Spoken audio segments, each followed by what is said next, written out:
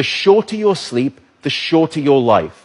The decimation of sleep throughout industrialized nations is having a catastrophic impact on our health, our wellness, even the safety and the education of our children. It's a silent sleep loss epidemic, and it is fast becoming one of the greatest public health challenges that we face in the 21st century. The disruption of deep sleep is an underappreciated factor that is contributing to cognitive decline or memory decline in aging, and most recently we've discovered in Alzheimer's disease as well. There's a structure that sits on the left and the right side of your brain called the hippocampus. It's very good at receiving new memory files and then holding on to them. Yet in those people who are sleep deprived, we actually couldn't find any significant signal whatsoever. Without sleep, the memory circuits of the brain essentially become waterlogged, as it were, and you can't absorb new memories. We have since discovered that a lack of sleep will even erode the very fabric of biological life itself, your DNA genetic code. So here in this study, they took a group of healthy adults and they limited them to 6 hours of sleep a night for 1 week. And then they measured the change in their gene activity profile relative to when those same individuals were getting a full 8 hours of sleep a night.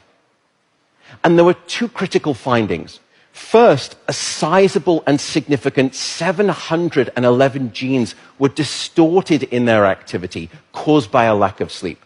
The second result was that about half of those genes were actually increased in their activity, genes associated with the promotion of tumors, genes associated with long-term chronic inflammation, and genes associated with stress, and as a consequence, cardiovascular disease. There is simply no aspect of your wellness that can retreat at the sign of sleep deprivation and get away unscathed. And at this point, you may be thinking, oh my goodness, how do I start to get better sleep? What are your tips for good sleep? The first is regularity.